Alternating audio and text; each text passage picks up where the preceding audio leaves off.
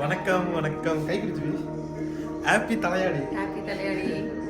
இன்னைக்கு வந்து ஆடிப்பெருக்கு, ஆடி 18 இன்னைக்கு தானே ஆடிப்பெருக்கு கொண்டாடுவாங்க. ஆடிப்பெருக்குன்னு சொல்லுவாங்க. இன்னைக்கு வந்துட்டு எத்தனை காலேஜ்ல எல்லாம் பேசிட்டு இருந்தாங்க. என்னன்னா ஆத்துல தண்ணி இருக்குல்ல, அது வந்துட்டு எல்லாம் வந்து செம்மண் கலர்ல வந்து தண்ணி போகுமாமா. ஏன்னா மகாபாரத போர் முடிஞ்சு அந்த ஆயுதங்கள்லாம் வந்துட்டு ஆத்துல கழுவுனாங்களாமா. அதனால ஆறு வந்துட்டு செம்மண் கலர்ல நல்லா செந்தம்மியா போகும்னு சொல்லி சொன்னாங்க. அதுக்கு தலையாடி. ஸோ இப்போ எங்கேஜி கிளம்பிட்டோம். இப்போ வந்து எஸ்டிபி காலனி எங்கள் அம்மா வீட்டுக்கு போகிறோம்.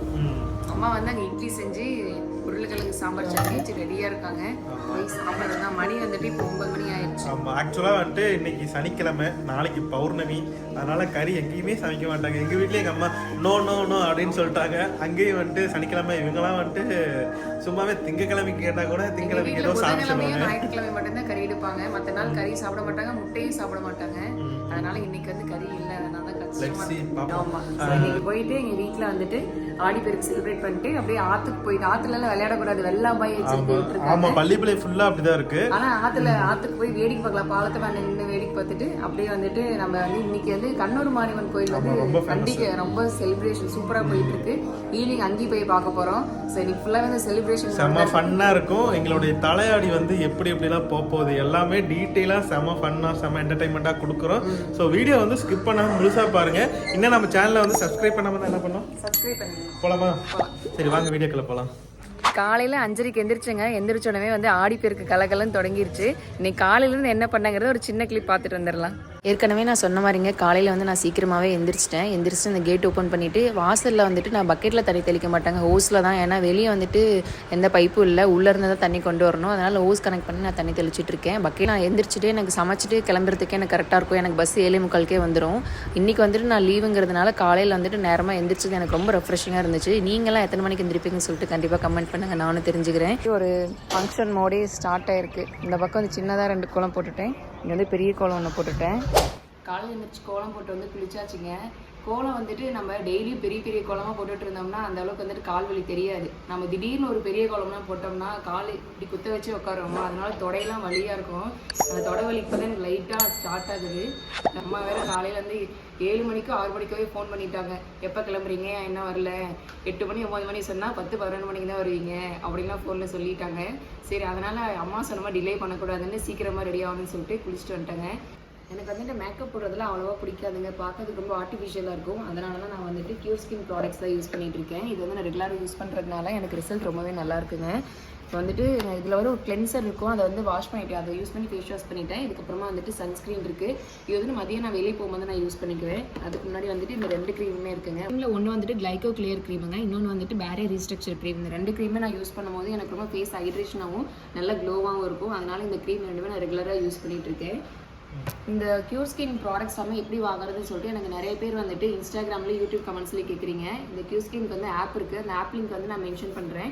அந்த லிங்க்கில் போய் நீங்கள் ஆப் டவுன்லோட் பண்ணிக்கிட்டீங்கன்னா ஃபஸ்ட்டு போனோடனே உங்கள் ஃபேஸ் வந்துட்டு ஸ்கேன் பண்ணும். ஃபேஸ் ஸ்கேன் பண்ணிவிட்டு உங்களுக்கு வந்துட்டு ஒரு டாக்டர் அலாட் பண்ணிடுவாங்க. அந்த டாக்டர் வந்துட்டு உங்கள்கிட்ட கொஷின்ஸ் கேட்பாங்க, ஜஸ்ட் மெசேஜ் மாதிரியே வந்துட்டு கேட்பாங்க. அதில் நீங்கள் சேட் பண்ணுற மாதிரி இருக்கும். சேட் பண்ணிவிட்டு உங்களுக்கு வந்துட்டு எத்தனை நாளாக இந்த பிம்பிள்ஸ் இருக்குது, எவ்வளோ பிம்பிள்ஸ் இருக்குது, என்ன மாதிரி ஃபுட் எடுத்துக்கிறீங்க, என்ன மாதிரி க்ரீம்ஸு சோப்ஸ்லாம் யூஸ் பண்ணுறீங்கன்னு கொஷின் கேட்டு அதுக்கேற்ற மாதிரி வந்துட்டு அவங்க சொல்யூஷன் சொல்லி அது கூட வந்துட்டு உங்களுக்கு கிட் வந்துட்டு உங்களுக்கு ப்ரிஃபர் பண்ணுவாங்க. அந்த கிட் வந்துட்டு நீங்கள் வந்து அமௌண்ட் பே பண்ணிங்கன்னா உங்கள் வீட்டு அட்ரஸ்க்கே வந்துடும். இப்போ நீங்கள் ஜென்ரலாக வந்துட்டு ஒரு கிளினிக் போனீங்கன்னா, ஸ்கின்னுக்கு பார்க்க போனீங்கன்னா உங்கள் டாக்டர் இருப்பாங்க. டாக்டருக்கு வந்துட்டு கன்சல்டேஷன் ஃபீ கொடுக்கணும். அது மட்டும் இல்லாமல் அந்த மருந்துக்கான ஃபீஸுமே கொடுக்கணும். ஆனால் இங்கே வந்து அப்படி இல்லைங்க, உங்கள் டாக்டர் கன்சல்டேஷன் ஃப்ரீயாகவே எடுத்துகிட்டு நீங்கள் அந்த மெடிசனுக்கான இதை மட்டும் நீங்கள் கொடுத்தீங்கன்னா போதும். ஸோ அந்த மாதிரி தான் நானுமே வாங்கியிருக்கேன். உங்களுக்கு வந்துட்டு இன்னொரு ஆஃபர் கிடைக்கணும்னா DEEPAN100ங்கிற கூப்பன் கோடு யூஸ் பண்ணிங்கன்னா உங்களுக்குமே வந்துட்டு நீங்கள் வாங்குற அமௌண்ட்லேருந்து 100 rupees வந்துட்டு ஆஃபராக கிடைக்குங்க. இது மட்டும் இல்லாமல் உங்களுக்கு ஸ்கின் வந்து நல்லா க்ளோயிங்காக இருக்கணும்னா நீங்கள் சாப்பிட்ற முறையுமே லைஃப் ஸ்டைலுமே சேஞ்ச் பண்ணிட்டீங்கன்னா இன்னுமே நல்லாயிருக்கும். சரி வாங்க ரெடி ஆகிட்டு கிளம்பலாம், ட்ரெஸ் சேஞ்ச் பண்ணிடலாம். இன்னைக்கு ஸ்கூட்டியில் தான் போவோம். எனக்கு என்ன பைக்கு இல்லை, ஸ்கூட்டி வந்ததுலேருந்து பெரிய வண்டி எடுக்கிறதே இல்லை. இவன் தான் என்னோட ஃபர்ஸ்ட் தம்பி. தம்பி பேர் என்ன? பேர்லாம் கிடையாது, பேர் ஒன்று வச்சுவேன், ஹினாட்டா. அவன் பேர் ஹினாட்டா. பேர் வந்து பெண் பேர் தான், நான் வண்டி வந்து பையன். ஆனா கூப்பிடுறது பையன், தம்பின்னு சொல்றது. பேர் வந்து ஹினாட்டாங்கிறது பொண்ணு பேர் வச்சிருக்கிறது. வண்டி எவ்வளவு காஸ்ட்லியான வண்டி வந்தாலுமே, ஸ்கூட்டியே வந்தாலுமே எனக்கு இந்த வண்டி கொடுக்கக்கூடிய பொய் வெசசம்ல வந்துட்டு இவங்களோட அலுமினி மீட்டிங் போயிருந்தோம். உங்க ஸ்டூடெண்ட்ஸ் கிளாஸ்மேட்ஸ்லாம் வந்தாங்க. அவங்க வந்துட்டு இந்த பைக் கொண்டு வந்திருந்தாங்க, ராயல் என்ஃபீல்டு. அது வாங்கின உடனே இந்த தம்பியை மறந்தாச்சு. அந்த வண்டி உண்மையாகவே ராயல் என்ஃபீல்டு ஓட்டும் போது செம்மையாக இருந்தது. என்னுடைய ட்ரீம் பைக்கே அதான். நான் இந்த வண்டி வாங்குறதுக்கு முன்னாடி நான் வாங்கினா புல்லட்டு தான் வாங்கணும் ஒத்த காலில் நின்னேன். எங்கள் வீட்டில் எல்லாருமே இல்லை அதெல்லாம் வாங்கக்கூடாது அப்படின்னு என்னை ஃபுல்லாக பிரெயின் வாஷ் பண்ணி இந்த வண்டி வாங்க வச்சுட்டாங்க. ஆனால் இந்த வண்டி வாங்கினதுக்கு நல்லா தான் இருக்குது, ஒன்றும் குறைச்சல்லாம் இல்லை. வண்டி தான் பரவாயில்லன்னு எனக்கு தோணும். ஏன்னா அந்த வண்டி வந்து மைலேஜ் 25 பெட்ரோல் அதிகமாக போடணும். ஆமாம், அதிகமாக பெட்ரோல் போடணும். நமக்கு இருக்கிற பட்ஜெட்டுக்கு இதுவே போதும். செம்ம கம்ஃபர்டபுள் தருது அந்த வண்டியோட. இந்த வண்டி செம்ம ஒரு குட்டி கம்ஃபர்டபுள். தம்பி ஓடி வரான். போலாமா? ஹாப்பி ஆடி பேருக்கு. ஹாப்பி தள்ளுபடியா? ஆடி பெருக்குன்னா எங்க வழக்கமா இருக்கு கொடுங்க பெருக்கிறம்மா. 5:30 எந்திரிச்சேங்க.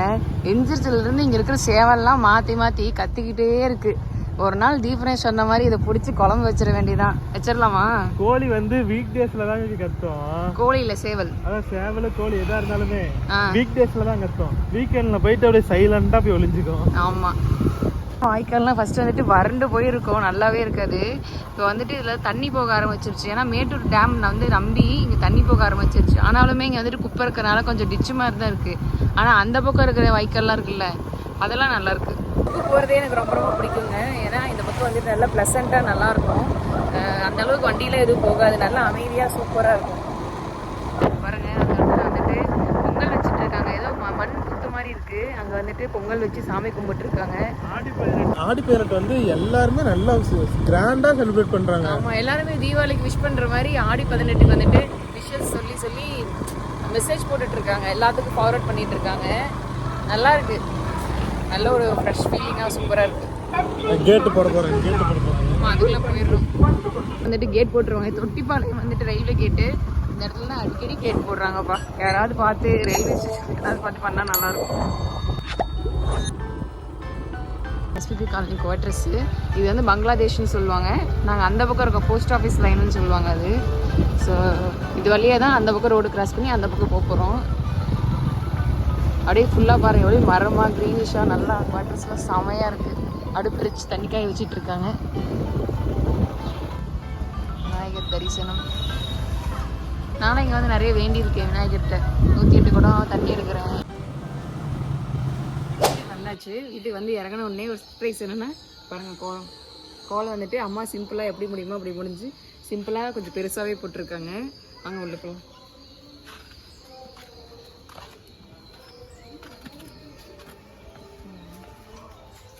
வணக்கம் வணக்கம் வணக்கம். தண்ணி வேணுமா? ஸோ இப்போ வந்துட்டு சுட வந்து இட்லி கூட வந்துட்டு உருளைக்கிழங்கு சாம்பார், அப்புறம் வந்து தேங்காய் சட்னி. நல்லா இருக்கும் டேஸ்ட். நல்லா சூடாக இருக்குது. இப்போ தான் இருக்குனாங்க.